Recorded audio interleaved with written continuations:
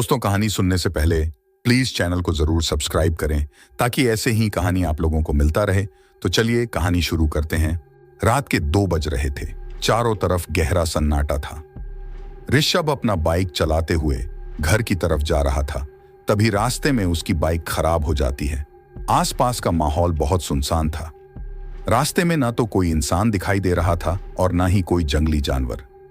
Rishabh bike से उतरकर अपने आसपास का माहौल देखने लगा। चारों तरफ गहरा अंधेरा था। उसे ठीक से कुछ दिखाई भी नहीं दे रहा था। तभी अचानक बारिश भी होने लगी।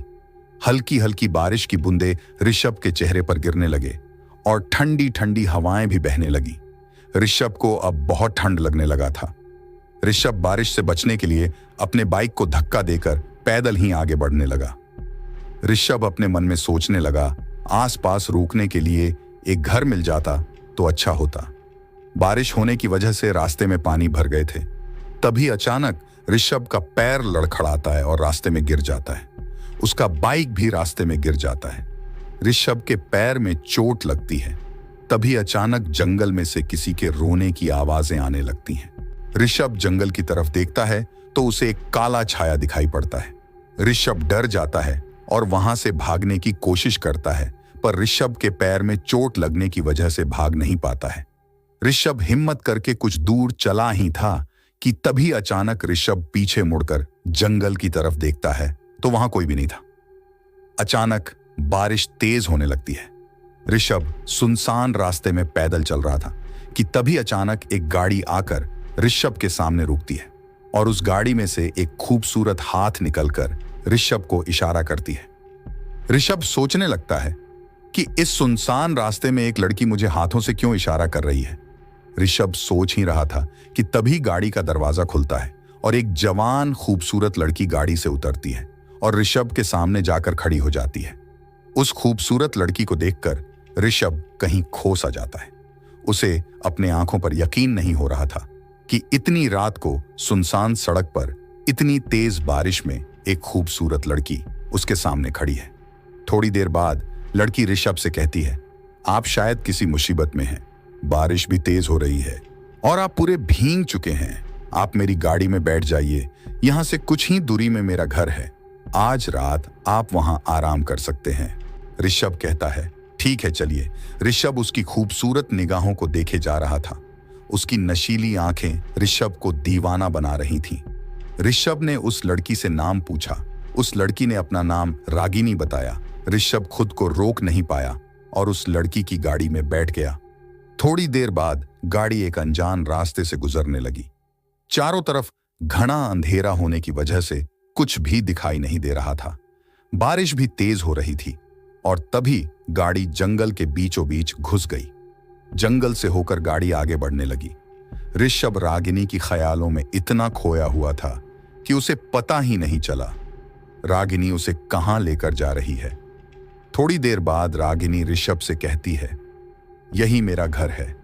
हम पहुंच चुके हैं। ऋषभ गाड़ी से उतरकर देखता है तो घर का नजारा थोड़ा डरावना था और घर के आसपास कोई भी नहीं रहता था। ऋषभ को कुछ अजीब सा महसूस होने लगा। ऐसे अनजान जगह को देखकर ऋषभ थोड़ा घबरा गया। ऋषभ ने रागिनी से पूछा, आप इतने बड़े घर में अकेली रहती हैं? आपके साथ कोई भी नहीं रहता? रागिनी थोड़ा मुस्कुराई और विक्रम से कहने लगी, जी मैं अकेली ही रहती हूं। मेरा अपना कोई नहीं है। रागिनी की बातें सुनकर ऋषभ को थोड़ा हैरानी हुई। ऋषभ अब सोचने लगा कि उसने यहां आके कोई गलती तो नहीं कर दी। ऋषभ यही सोच रहा था कि तभी रागिनी ने ऋषभ से कहा, अंदर चलिए। आप पूरी तरह से भीग चुके हैं। घर के अंदर चलकर आप कपड़े बदल लीजिए। ऋषभ और रागिनी साथ में घर के भीतर चले जाते हैं। जैसे ही घर का दरवाजा खुलता है, अंदर से एक अजीब सी बदबू आने लगती है, जैसे कोई लाश बहुत दिन से सड़ रहा हो। इतनी तेज बदबू से ऋषभ को उल्टी जैसा महसूस होने लगा। रागिनी कहने लगी, आप घबराइए मत, अभी लाइट ऑन कर देती हूं। तभी अचानक कमरे की बिजली जलने लगी। चारों तरफ का नजारा देखकर ऋषभ चौंक गया, क्योंकि घर अंदर से बहुत खूबसूरत था। दीवारों में बहुत बड़ी बड़ी तस्वीर लगी हुई थी। घर के अंदर महंगी महंगी लाइटें जल रही थीं। घर देखने में महल जैसा लग रहा था। ऋषभ हैरानी से उस घर की तरफ देखने लगा। तभी रागिनी कहती है, आप ऊपर के कमरे में जाकर कपड़े बदल लीजिए, नहीं तो आप बीमार पड़ जाओगे। ऋषभ ने कहा, ठीक है, मैं ऊपर के कमरे में जाता हूं, तब तक आप चाय का इंतजाम कर देती तो अच्छा होता। रागिनी थोड़ा मुस्कुराई और अंदर के कमरे में चली गई। ऋषभ जब सीढ़ियों से ऊपर की कमरे की तरफ जा रहा था तो उसे ऐसा महसूस होने लगा जैसे कोई उसके पीछे पीछे चल रहा है। ऋषभ जैसे ही देखने के लिए पीछे मुड़ता है तो वहां पर कोई भी नहीं था। ऋषभ ऊपर के कमरे में चला गया। ऊपर का कमरा बहुत बड़ा था। उस कमरे में बहुत सारे महंगी चीजें रखी हुई थीं। वहां पर बहुत सारी अलमारियां भी थीं। ऋषभ कपड़े बदलने के लिए अलमारी खोलता है तो उसे उस अलमारी में बहुत सारे लड़कों के पहनने वाले कपड़े रखे हुए थे। ऋषभ को थोड़ा हैरानी हुई, क्योंकि वह लड़की इस घर में अकेली रहती है, तो फिर लड़कों का कपड़ा कहां से आया। ऋषभ पहनने के लिए एक कपड़ा निकालता है, तभी अचानक उस अलमारी के अंदर से एक डायरी नीचे गिर जाती है। ऋषभ उस डायरी को उठाकर पहला पन्ना पढ़ने की कोशिश करता है। पहले पन्ने पर लिखा था। आखिर उस पन्ने पर क्या लिखा था? और क्या रागिनी एक आम इंसान है या कोई चुड़ैल? अगर चुड़ैल है तो क्या ऋषभ को मार देगी, या फिर ऋषभ उसके माया जाल से निकल पाएगा? इस कहानी का अगला पार्ट बहुत जल्द आ रहा है, क्योंकि यह कहानी 3 घंटे की है। अगर दोस्तों आप लोगों को एक ही पार्ट में फुल कहानी चाहिए तो प्लीज कमेंट करके जरूर बताएं।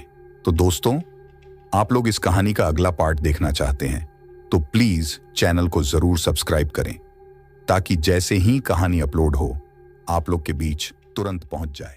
धन्यवाद।